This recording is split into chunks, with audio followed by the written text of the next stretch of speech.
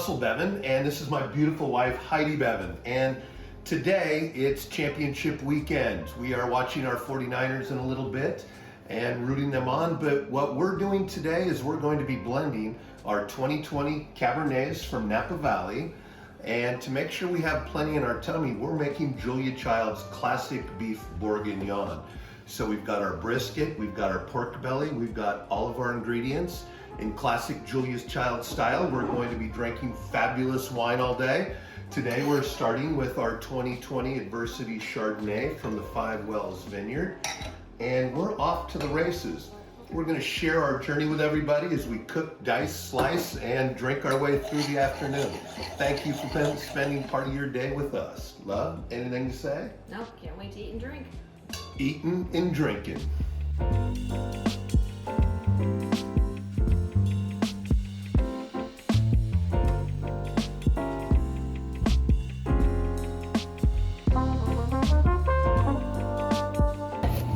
So we're making our classic mirepoix, but we're not using celery. We're using just onions and carrots. And well, right now I'm about to start crying up because the onions are going everywhere, but I'm drinking Chardonnay, which makes it all quite a bit better. Love, how are you doing? Doing well, not tearing up yet.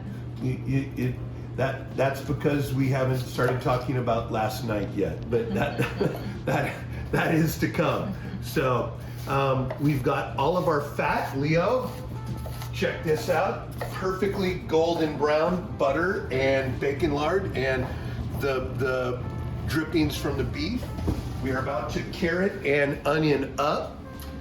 My buzz from 1 to 10 is now at a solid 2, but climbing fast. Love, how are you doing? I'm doing just fine. We are rocking and rolling. Yeah. Okay. Next step, more Chardonnay, more mirepoix. So, Adversity Chardonnay, when we started looking for a vineyard that struggled and went through all of the hardships and true adversity, we decided we'd go with the 5 Wells Vineyard, which is the very first vineyard in the Petaluma Gap and the very last vineyard from the city of Bodega Bay. So it's this crazy cold area that's all sand and gold ridge, and it makes just this incredibly rich, sexy Chardonnay. What do you love most about our Chardonnay, baby? Well, sexy, first of all. Second, I would say it's different than anything you've ever made before, which I like that for adversity. Well, as everybody knows, sexy is what we shoot for first and foremost. But this wine is a little reductive, and so we intentionally made it a little bit more Burgundian than we have anything in the past. And when I say Burgundian, I'm talking about looking for a kiss of reduction. So there's a little hydrogen disulfide in here. And I love some of the wines from Sauzet. Their Pouligny and their Betard are both so fabulous from the Montrachet region. And I wanted that kiss of reduction. So we're doing 40% stainless steel. And with the stainless steel, we never ever take the caps off. We let it get as reductive and stinky as it can. And what I love to tell people is, yes, it's got the classic cabbage, but my wife hates it, but in the mornings, I'll literally roll her over and I will take a little smell of her armpit or her belly, and it's got that sauvage pheromone quality. And not everybody has a partner that may have great pheromones. Fortunately, I do. So I get a little bit of my beautiful bride's morning Mogimbu funk, and that's the kind of reduction we were looking for in adversity. On the palate, being that reductive and keeping it always in stainless steel, that 40%, gives us a great mid-palate richness. And Pax Male was the one who taught me that you get an extra level of oiliness from stainless steel. And then the wood, of course, gives it just that kiss of toasty creme brulee. But this wine, more than anything else, is luxurious. It's got that little kiss that says it was made by somebody who loves great white Burgundy. And then there's just a little bit of my wife that says, well, giddy up, big boy. And love, anything else you'd love to share? Well, I'm just surprised you haven't asked me what I smell in the morning. And that's for another day. Yes. Cheers. Okay, we have now browned and floured the briskets, and we're about to add a little bit of love. We are, and talk about love. We were so lucky to work with the Harbison Vineyard in 2020, and while we were blending all weekend, the Harbison lots were some of our favorites, so we decided because of all the love in this bottle, we would add it to our lunch today, or do we call it dinner? It's eventually going to be dinner. Well, before I pour it in, I'm going to take one last glass. Wow, don't bogart the Harbison. It is so good. Would you like some? All right, so here we go. Harbison's going to go in our... If there's not enough, you're pouring yours back, not me. We'll see about that. Okay, go Zags. Whoop whoop. How much are we adding, love? It says 2 to 3 cups are enough to cover the meat, but we also have to add the beef stock. So I'll start with 2, which means we can still keep our glasses full. Ooh, it's amazing. Look at that color on the Harbison fruit. Wow, it's dark.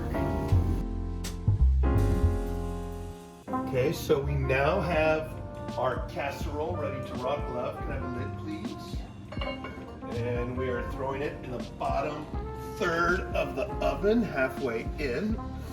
We are going to include potatoes and cipollini onions in a little bit, but for the next 3.5 hours, we're just letting that sit in there with love. And then in the meantime, we've got some work to do. It's now time to start putting together some Cabernet blends. So we'll be back in a bit after, well, we acquire our buzz that should, by the time the casserole's ready, our Boeuf Bourguignon, be it maybe a 7 or an 8. We hope to be polite and fabulous when we pull this out and see what we get. All right, here we go. We're rocking.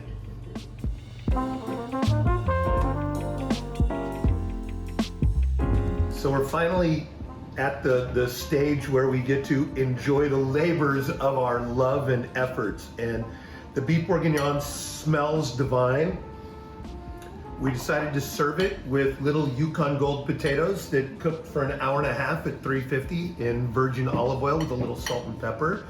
And we're pairing it with our Erba Cabernet Sauvignon. And the Erba Cab from day one, well, what's it represent to you? Of our cabs, what does this one stand out? What makes it so special for you, love? I think probably just the meaty quality of it and the minerality in it, hence the label with the wound. But it pairs so well with meat, which is why we thought we would make this dish this evening. And so I love the power and concentration of this wine, and why we wanted to do it with this dish is because the starch in the potatoes with that deep, rich meatiness. We ended up using almost 5 cups of beef stock. We used double the bacon that Julia Child asked for because I love bacon, and the brisket's now cooked for 6.5 hours. And my thought was make this as rich and meaty and intense as we could and put it with our deepest and most intense wine. And so, love, I don't want you to burn your beautiful little tongue, but give it a taste. And the meat's already falling apart, so we know we've achieved that. But now it's, can we make this rich and meaty enough to go with? Oh, hot. Oh, hot. It's good. Delicious. So we've spent our day drinking our Chardonnay and now pairing it with this Erba. And so, Heidi, what did you decide you wanted to do?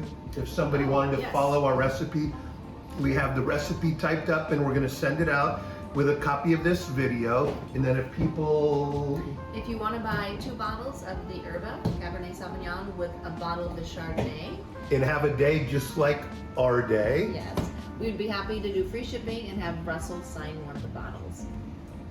It almost be appropriate. It may address my love of beef and what I hope you do with the wine while eating beef or something similar. Right, and to make it better, if there's a specific message you would like on that bottle, let us know. I know the messages I want. Thank you for sharing your day with us. Love. Bon appetito. Bon appetit. Cheers, everybody. Cheers.